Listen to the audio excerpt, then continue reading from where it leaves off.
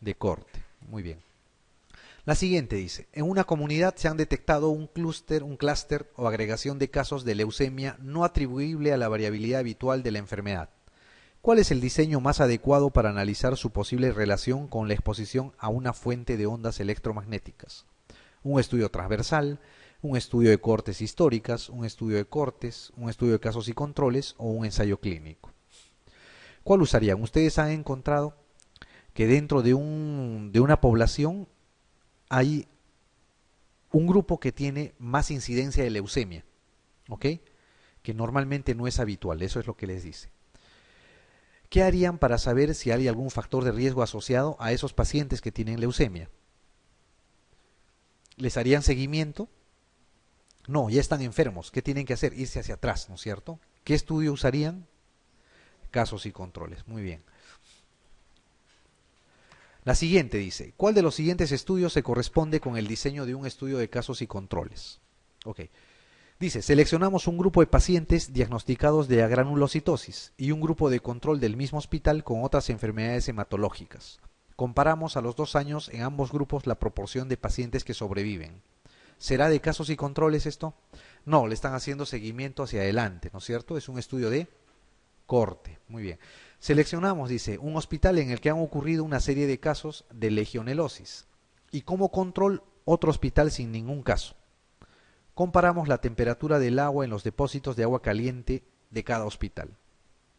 ¿Será de casos y controles? No, están estudiando otro hospital, es casi un estudio ecológico, están estudiando el ambiente ahí, ¿no es cierto? La siguiente dice, seleccionamos un grupo de diabetes e hipertensos en tratamiento con enalapril y otro grupo con con la misma enfermedad en tratamiento con diuréticos. Comparamos en ambos grupos los valores de proteinuria después de 6 meses de tratamiento. ¿Será un estudio de casos y controles? Tampoco, ¿no es cierto? Están haciendo un seguimiento, es un estudio prospectivo. La siguiente dice, seleccionamos una muestra de sujetos que han tenido un resultado positivo en un control de alcoholemia mientras conducían. Calculamos en este grupo la prevalencia de cardiopatía isquémica sintomática. ¿Será un estudio de casos y controles? No, tampoco. Este es un estudio transversal. Toman una muestra de los pacientes que han salido positivos a la alcoholemia y les hacen un estudio dentro de este mismo grupo, ¿no? La siguiente dice, seleccionamos un grupo de pacientes diagnosticados de infarto agudo de miocardio y un grupo seleccionado de forma aleatoria procedente de la misma colectividad sin infarto. Comparamos en ambos grupos la proporción de pacientes previamente expuestos a determinado antiinflamatorio no esteroideo. Ese es un diseño de casos y controles, ¿no es cierto? Los casos son los pacientes con infarto y otro grupo que tiene sin infarto son los controles. ¿Ok? Y les hacen seguimiento hacia atrás. ¿Ok? Muy bien, la E es la respuesta ahí. La siguiente, hemos realizado un estudio de investigación en una determinada área de salud en la que se han incluido 500 pacientes con hipertensión arterial mediante un muestreo de casos consecutivos. Este tipo de muestreo consiste en, este creo que ya se repite, ¿no?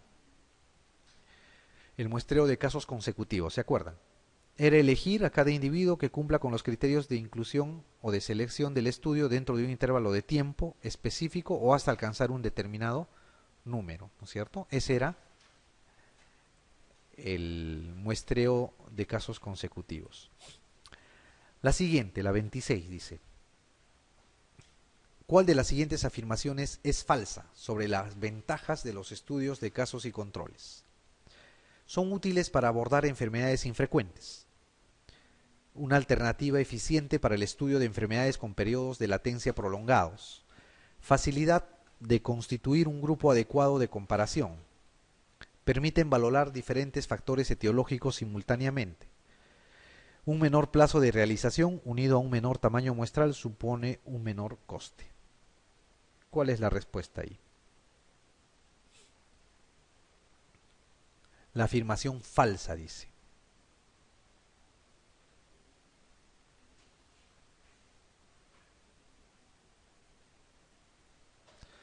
A ver, útiles para abordar enfermedades infrecuentes. ¿Será o no? Sí, ¿no es cierto? Son útiles. La siguiente dice, es una alternativa eficiente para el estudio de enfermedades con periodos de latencia prolongados. ¿Será cierto o no? Periodos de latencia prolongados. A ver, vamos a dejarlo ahí. Facilidad de constituir un grupo adecuado de comparación, ¿sí o no? Tienen un grupo de enfermos y tienen que conseguir un grupo de control que sea similar a los enfermos. Fácil de conseguir. Personas sanas hay más que enfermas, ¿no es cierto? Permiten valorar diferentes factores etiológicos simultáneamente. ¿Cierto o falso? Ustedes tienen un enfermo, a ver, un paciente que tiene, a ver, cáncer de estómago. Preguntando podrán valorar si estuvo expuesto a alcohol, a tabaco, si comió comida ahumada, si tiene el antecedente familiar, etcétera. Sí, ¿no es cierto? Pueden estudiar diferentes factores de riesgo, solamente preguntando, yéndose hacia atrás. Un menor plazo de realización unido a un menor tamaño muestral supone un menor coste, ¿cierto o falso? Cierto, ¿no? Los estudios de casos y controles son más baratos que los estudios de corte. No es una alternativa eficiente pues para el estudio de enfermedades con periodos de latencia prolongados. ¿Por qué? Porque en los estudios de casos y controles hay un sesgo que se llama el sesgo de memoria. Si es que el periodo de latencia es muy prolongado, el sesgo de memoria va a ser mayor. Y normalmente cuando el periodo de latencia es demasiado prolongado, lo que se hace son los estudios de corte. ¿Ok? De corte. Entonces acá es la B. Hay un error de tipeo, han puesto la D, pero es la B la alternativa correcta. ¿Ok? Muy bien, este es un cuadrito que les va a ayudar a ver cuál es la diferencia entre estudios de cortes y de casos y controles. ¿Ok? Cuáles son las ventajas y cuáles son las ventajas, ¿no? En enfermedades raras, como les decía, los casos y controles son muy útiles. En cambio, en exposiciones raras, los estudios de corte son ya también muy útiles. ¿Ok? En los estudios de corte se puede o se tiene una población definida. En cambio, en los estudios de casos y controles, normalmente la población es indefinida. No hay una población exacta. ¿Ok? Entonces, este cuadrito, ténganlo presente, ¿no? Esto les envían por correo y todo, para que lo tengan en cuenta para responder algunas preguntas que les pueden venir. ¿Ok? Pero básicamente la diferencia más grande es uno es retrospectivo, otro prospectivo, uno tiene sesgo de memoria, el otro no, uno es más caro, el otro no, uno es más útil en enfermedades raras, el casos y controles, el otro no sirve en esos casos. Ok, la siguiente pregunta dice, ¿qué es un metaanálisis? Ok, ¿saben qué es un metaanálisis? Bueno, normalmente cuando ustedes leen un trabajo de investigación, hay en las revistas, en los artículos que puedan encontrar en internet o en alguna revista electrónica, hay muchos ensayos clínicos, muchos trabajos de investigación. La información que ahora se tiene no es la que se tenía hace 20 o 30 años. Ahora es mucho más fácil encontrar información. ¿Ok? Eso ha dado pie a que la información varíe mucho y a que mucha de la información no sea la adecuada. Entonces, para eso se inventaron los metaanálisis. ¿Qué cosa es un metaanálisis? Un metaanálisis es un estudio que se hace en base a muchos estudios multicéntricos. ¿Ok? Ustedes tienen 5 o 10 estudios de asociación entre el alcohol y el cáncer de pulmón, por ejemplo. Entonces, ¿qué cosa hace un metaanálisis? Junta todos esos estudios, los resultados de todos esos estudios, y hace un análisis de todos los resultados y saca unas conclusiones. Normalmente ahora las conclusiones que dan un metaanálisis tienen un nivel de evidencia alto, o sea, tienen un nivel de confianza tal que se pueden usar y se deberían usar cuando se hacen las guías clínicas o los protocolos. Entonces, un metaanálisis ayuda a eso, a sintetizar los resultados de diferentes estudios. ¿Ok? En base a eso vamos a responder. ¿Qué dice? Un sistema de análisis estadístico que agrupa las variables secundarias para aumentar la potencia estadística de un estudio determinado. Mentira, ¿no es cierto? Son varios estudios. Una revisión sistemática de la literatura sobre un determinado tema realizado con criterios explícitos en fuentes bibliográficas. No, se basa en estudio de ensayos clínicos o de experimentos. Una metodología estadística centrada en el análisis económico de los fármacos. Tampoco, ¿no? No tiene nada que ver con análisis económico. Un sistema de asignación aleatoria de pacientes dentro de un ensayo clínico cuyo objetivo es garantizar la ausencia de sesgos de selección. Tampoco, no es un ensayo clínico, son muchos. Un sistema de análisis para agrupar y resumir conjuntamente los resultados de diferentes ensayos clínicos sobre una misma materia. Eso es un metaanálisis. ¿Ok? Un análisis de varios ensayos clínicos. La E. La 28 dice, señale cuál de las siguientes afirmaciones sobre el metaanálisis es correcta. Agrega resultados de varios ensayos clínicos de diseño similar. Es un ensayo clínico que se realiza tras la comercialización. Es un análisis de la población que recibirá un tratamiento. Es una combinación de diseños de un análisis o es un estudio de seguimiento de pacientes que han abandonado un ensayo clínico. ¿Qué cosa es un metaanálisis ahí? ¿Cuál es la respuesta?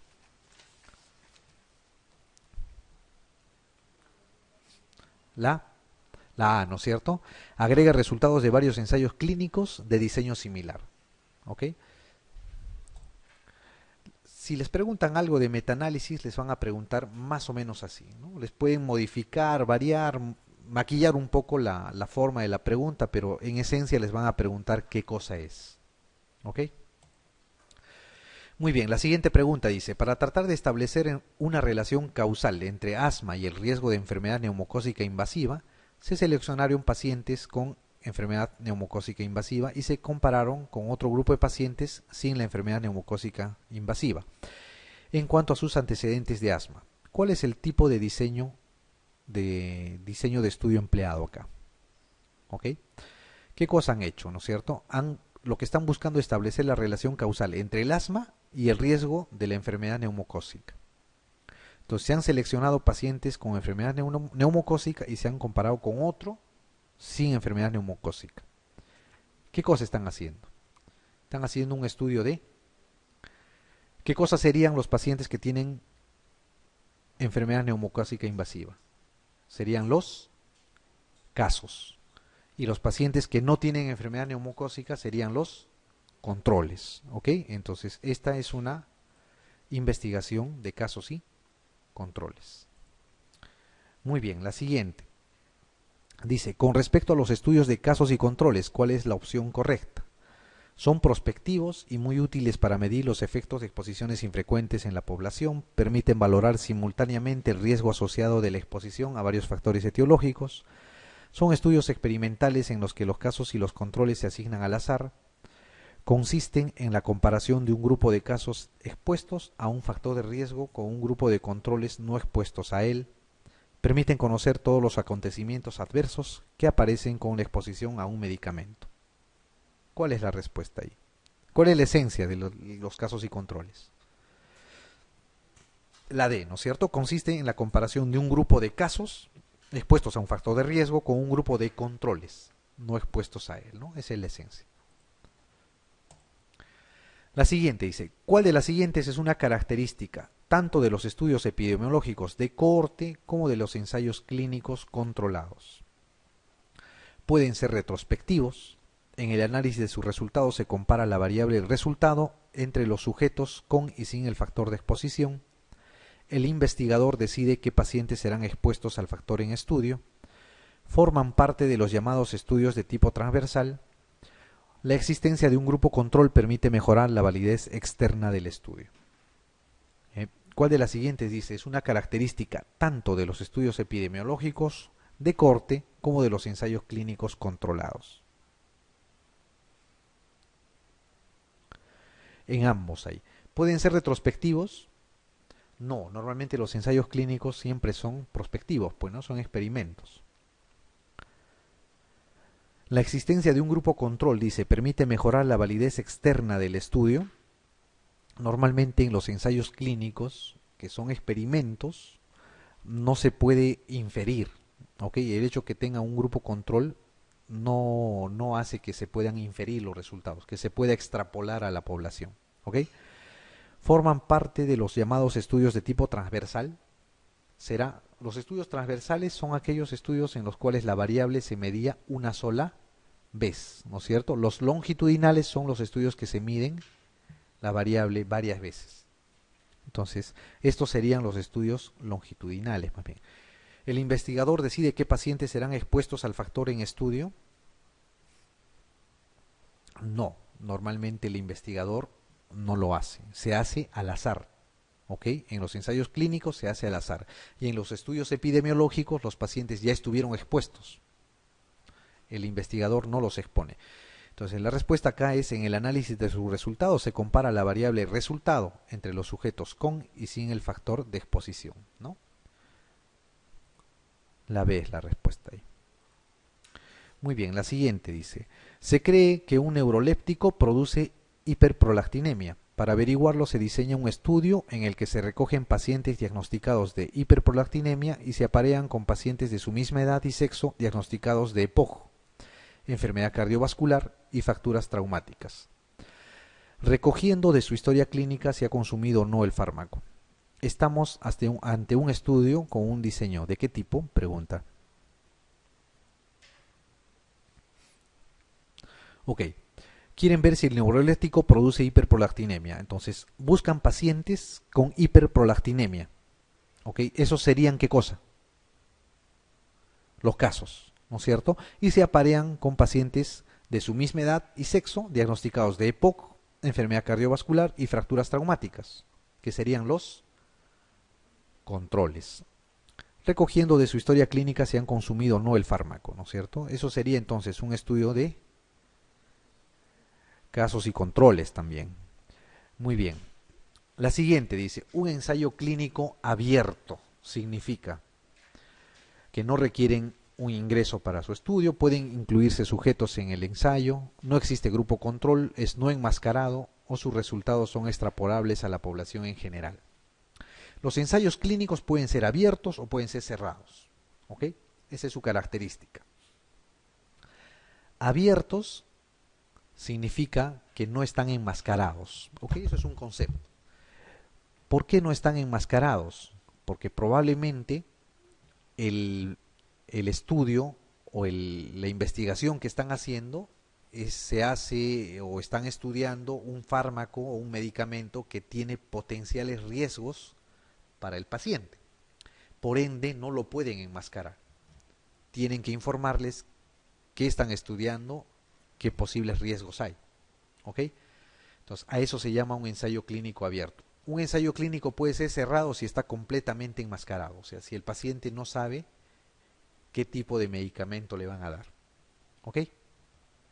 Entonces aquí la respuesta es no enmascarado. A eso se llama un ensayo clínico abierto. Muy bien, la siguiente dice, la 34. Respecto al ensayo clínico controlado, indique cuál de las siguientes afirmaciones es cierta. Es un método experimental. Su característica fundamental es el enmascaramiento del estudio, es un método observacional, debe incluir como mínimo 100 pacientes y debe durar como mínimo una semana. Un ensayo clínico controlado. ¿Qué cosa era un ensayo clínico? ¿Qué es un ensayo clínico en sí? Es un experimento, ¿cierto? Es un experimento. ¿Qué cosa sería acá? ¿Cuál sería la respuesta? La A, ¿no es cierto? Es un método experimental, pues, ¿no? Su característica fundamental es el enmascaramiento del estudio. No, o sea, sí se enmascaran normalmente algunos ensayos clínicos, porque hay ensayos clínicos abiertos y cerrados, ¿no es cierto? Ya les comenté. Pero también se enmascaran otros tipos de estudios. Los estudios transversales se pueden enmascarar, los casos y controles se pueden enmascarar. ¿Es un método observacional? No, un ensayo clínico es un experimento. Ustedes modifican las dosis, modifican el contacto con la droga, con el factor de riesgo. ¿Debe incluir como mínimo 100 pacientes? Depende, pues, ¿no? ¿Qué cosa están estudiando? Si es un ensayo clínico multicéntrico, incluye miles de pacientes. ¿Debe durar como mínimo una semana? No hay, pues, un término adecuado. Puede durar una semana, un año. Puede ser un día, depende de qué estén estudiando. La A es la respuesta ahí, ¿no es cierto? Bien, la siguiente dice, respecto a la utilización del placebo como grupo control en los ensayos clínicos, señale la respuesta incorrecta. Saben que es un placebo, ¿no es cierto? Un placebo es una sustancia la cual es inerte, ¿no? Y que normalmente si produce alguna acción en el ser humano es debido a que la persona se sugestiona con ingerir el placebo y va a generar algún cambio, básicamente por la sugestión. ¿Ok? Dice, respecto a la utilización del placebo como grupo control en los ensayos clínicos, señale la respuesta incorrecta. La comparación con un placebo es la única forma de evaluar la eficacia absoluta de un fármaco. No necesariamente. Se puede evaluar con qué, con otro tipo de fármaco que sabemos si actúa y en qué porcentaje actúa. Por ejemplo, quieren estudiar si el paracetamol calma el dolor, pero ustedes saben que la aspirina también calma el dolor. Entonces pueden comparar con la aspirina y ese puede ser el grupo control. ¿Ok? No necesariamente es la única forma de evaluar la eficacia. El uso del placebo puede presentar problemas éticos cuando existe un tratamiento de eficacia probada para la enfermedad que se evalúa. Cierto. Si ustedes ya tienen un medicamento para el cáncer que funciona en el cáncer, podrían comparar sin usar placebo y poner de patrón ese medicamento que saben que funciona. Porque si les dan un placebo, se supone que el cáncer va a avanzar y pueden poner en riesgo la vida de los pacientes de grupo control. ¿Ok? A eso se refiere. El uso del placebo podría estar justificado cuando la enfermedad tiene carácter banal. Sí, pues, ¿no? Ustedes quieren ver si es que la fiebre, eh, hay un medicamento nuevo para la fiebre. La fiebre es un síntoma, ¿no? La fiebre no va a matar al paciente. Ok, es más, normalmente el cuerpo llega a un momento en que hace lisis, ¿no? Empieza a sudar y así va a bajar la fiebre. Entonces se podría usar un placebo. O en una gripe, ¿no? En una gripe común y corriente, o un resfrío común, se podría usar un placebo. El uso del placebo está justificado si no existe un tratamiento de referencia de eficacia demostrada o ésta presenta efectos adversos muy graves. No necesariamente. Si es que el uso está justificado si no existe un tratamiento de referencia de eficacia demostrada, pero puede haber otros medicamentos que sí pueden demostrar una eficacia más o menos, eh, ¿cómo les podría decir? Una eficacia más o menos equiparable al patrón de uso, ¿no? En los ensayos clínicos controlados con placebo no se debe informar al paciente de que puede recibir el placebo porque se rompería un enmascaramiento. Si es que está enmascarado el estudio, sí, se debería hacer esto. Pero normalmente los ensayos clínicos no enmascaran la parte del informe del placebo. ¿Ok? Si un paciente va a recibir un placebo, debe estar informado que existe la posibilidad de que pueda recibirlo. ¿Ok? Ustedes van a estudiar un medicamento nuevo para el resfrío común. ¿Ok? Si van a estudiar el medicamento nuevo para el resfrío común, entonces pueden ustedes eh, enmascarar el uso del placebo. O sea, le pueden decir, usted va a recibir este medicamento o puede recibir un placebo, porque el resfrío común no va a producir mayor problema en la salud del paciente, ¿no? Entonces, esa es la respuesta incorrecta. Muy bien, la siguiente dice, se va a realizar un estudio para comprobar si la administración de determinado antipsicótico podría estar relacionado con un aumento de la incidencia de conductas suicidas en esquizofrénicos en los que se inicia el tratamiento de un brote agudo. Los pacientes más graves pueden ser más proclives a hacerles indicado este antipsicótico y también tienen mayor riesgo suicida. Teniendo en cuenta este posible factor de confusión por indicación, ¿cuál de los siguientes tipos de estudio minimiza mejor el diseño la posibilidad de que se produzca este sesgo de confusión? En síntesis, ¿no? Este verso. ¿Qué les están preguntando? Tienen un estudio en el cual hay un factor de confusión. ¿Ok? Cuando hay un factor de confusión, ¿qué cosa deben hacer?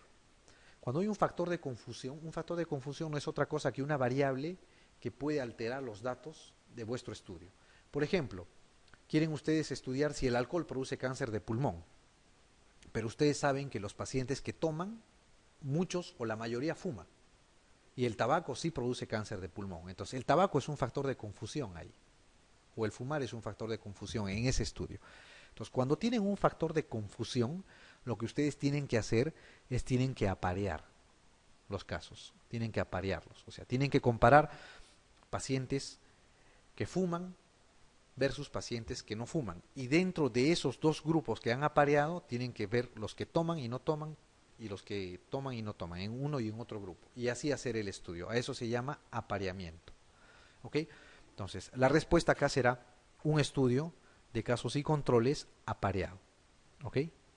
Entonces, acuérdense, cuando hay factor de confusión en el diseño, se tiene que hacer un apareamiento. La siguiente dice, señale cuál de las siguientes afirmaciones sobre el metaanálisis es correcta. Agregan resultados de varios ensayos clínicos de diseño similar. Es un ensayo, esto ya lo vimos, ¿no? ¿Cuál era la respuesta? La A, ¿no es cierto? Agrega resultados de varios ensayos clínicos de diseño similar. Muy bien.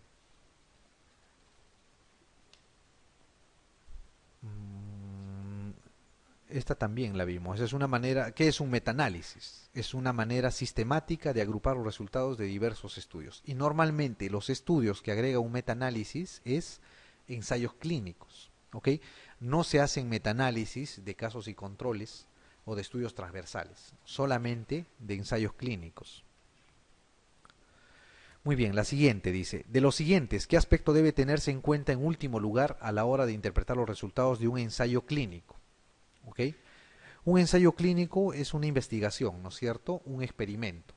Cuando hacen un experimento, ustedes tienen que hacer un diseño primero y después realizar el análisis de los datos y sacar las conclusiones. Lo que tienen que fijarse en cualquier estudio, no solo en un ensayo clínico, al final son los resultados. Si les preguntaran, lo primero que tienen que fijarse en un estudio, sea cual fuere, es el diseño metodológico. Siempre que tengan un estudio ustedes y que le digan, hemos encontrado la cura para el cáncer, fíjense en el diseño que están haciendo. Si el diseño está bien hecho, los resultados deben ser extrapolables y deben ser buenos. Pero si el diseño está mal hecho, no se puede extrapolar y no se puede dar fe a esos resultados. ¿Ok? Entonces, de los siguientes, ¿qué aspecto debe tenerse en cuenta? En último lugar, a la hora de interpretar los resultados de cualquier estudio, sea ensayo clínico o otro tipo de estudios, es la significación estadística, ¿ya? Los resultados. La siguiente se dice, se realiza un estudio para determinar si se produce o no hemorragia digestiva con un determinado tipo de tratamiento. En este caso, la variable principal del estudio es del tipo. ¿Cuál sería la variable principal en este estudio? Dice, un estudio para determinar si se produce o no se produce hemorragia digestiva con un determinado tipo de tratamiento. ¿Cuál sería la variable principal?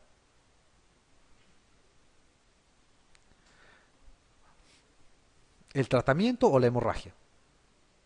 La hemorragia, ¿no es cierto? ¿Qué es lo que van a estudiar? Si se presenta o no se presenta hemorragia. El hecho de presentar o no hemorragia digestiva será una variable ¿qué? ¿Cualitativa o cuantitativa? Cualitativa, ¿no es cierto? ¿Qué tipo de variable cualitativa? Dice cualitativa continua, categórica ordinal, categórica discreta, cualitativa binaria o categórica dependiente. Es una variable cualitativa y es una variable que solamente tiene dos respuestas, hemorragia digestiva o no hemorragia digestiva, ¿no es cierto? Es una cualitativa binaria, muy bien, la D. La siguiente dice, ¿cuál de las siguientes afirmaciones es correcta en relación a la estadística? La estadística tiene entre sus funciones, un momento, esto está repetida también, ¿no? Son varias. Normalmente debemos hacer 50 preguntas. ¿Cuántas preguntas tenemos? Entonces, hay 6 repetidas por ahí, ¿ya? Muy bien, esta era la respuesta era la E, ¿no es cierto? La E. El valor de la significación nos orienta sobre cuál es la probabilidad de que la diferencia observada sea debida exclusivamente al azar. Eso es lo fundamental de la estadística. ¿Ok? La siguiente dice, se ha realizado un estudio de corte retrospectivo para conocer si los pacientes que toman antipsicóticos presentan un mayor riesgo de muerte súbita que la población que no utiliza antipsicóticos. Una vez realizado el ajuste por posibles factores de confusión, se ha obtenido un riesgo relativo de 2.39. Un intervalo de confianza al 95% de 1.7 a 3.2. ¿Cuál es la interpretación más correcta del resultado? El resultado es compatible con un incremento de riesgo asociado al uso antipsicótico, pero no es estadísticamente significativo. ¿Cierto o falso? Falso, ¿no es cierto? El intervalo de confianza no incluye al 1. Entonces esto sí es estadísticamente significativo. El resultado sugiere que los antipsicóticos protegen frente al riesgo de muerte súbita. ¿Cierto o falso? Falso, ¿no es cierto? Es mayor a 1. El resultado no es interpretable porque no se ha hecho una asignación aleatoria de los tratamientos. ¿Cierto o falso? No se puede dar una aleatorización, pues no, acá. ¿Por qué? Porque normalmente los antipsicóticos son recibidos por personas que tienen necesidad de tomar antipsicóticos, personas que tienen enfermedades psiquiátricas. No van a dar un antipsicótico en forma aleatoria tampoco, ¿no es cierto? Hay un incremento de riesgo, pero es pequeño y relevante desde un punto de vista clínico. No lo pueden decir porque no les dan porcentajes, en qué porcentajes se ha modificado la posibilidad de muerte. El resultado apoya la hipótesis de que el uso de antipsicóticos aumenta el riesgo de muerte súbita. ¿Cierto o falso? Cierto, ¿no es cierto? Porque el OR, o el riesgo relativo, perdón, es mayor a 1. Muy bien. Vamos a hablar ahora de los análisis paramétricos, ¿no? ¿Se acuerdan de la distribución, perdón, del muestreo probabilístico y no probabilístico, ¿no es cierto? El muestreo probabilístico nos ayudaba a encontrar variables que tenían una distribución normal, ¿verdad? Y la distribución normal, para hacer el análisis de las variables con distribución normal, se hacían mediante los análisis o mediante el análisis con los test paramétricos, ¿ok? Entonces, los análisis paramétricos o los test de análisis paramétricos se usan cuando una variable tiene distribución normal. Cuando el nivel de medición es de intervalo o razón. ¿A qué se refiere? Por ejemplo, el nivel de razón es cuando el peso, ¿no? El peso puede ser 0 kilos sin tener peso, puede ser 1, 2, 3, 4 kilos, ¿verdad? O el número de hijos. Una persona no puede tener hijos, es 0. Puede tener 1, 2, 3, 4. Cuando la variable incluye al 0 absoluto, es una variable de razón, ¿ok? Por ejemplo, número de hijos. 0 hijos significa que no tuvo hijos, ¿ok? En cambio, el nivel de intervalo, como su nombre lo indica, es cuando ustedes tienen una variable numérica y agarran y ponen intervalos, ¿ok? Temperatura, edad, etcétera. Luego dice, las poblaciones tienen distribución similar, o sea, las poblaciones que ustedes van a cruzar, van a estudiar, deben tener una distribución similar. En síntesis, deben tener una distribución normal, ¿ok? Ambas. Y los cruces de variables que se pueden hacer son de acuerdo a si la variable es cualitativa o cuantitativa, ¿ok? Sea paramétrico o no paramétrico, el muestreo sea probabilístico o no probabilístico, cuando ustedes van a cruzar dos variables cualitativas, tienen que usar la chi cuadrado, ¿ok? Cuando ustedes van a cruzar una variable cuantitativa versus una variable cualitativa, van a usar la T de Student, que es la comparación de medias, o el análisis de la varianza. ¿Cuándo usan la T de Student y cuándo el análisis de la varianza? La T de Student van a usar cuando van a comparar dos poblaciones, ¿no? Es la mejor prueba. Cuando van a comparar más de dos poblaciones, 3, 4 poblaciones, usen mejor el análisis de la varianza. ¿Ok? Cuando ustedes van a cruzar dos variables cuantitativas, peso con número de años, por ejemplo, peso con edad, tienen que usar la correlación de Pearson. pueden usar en algunos casos la regresión cuando se tratan de variables asociadas, muestras asociadas, pero normalmente se usa la correlación de Pearson.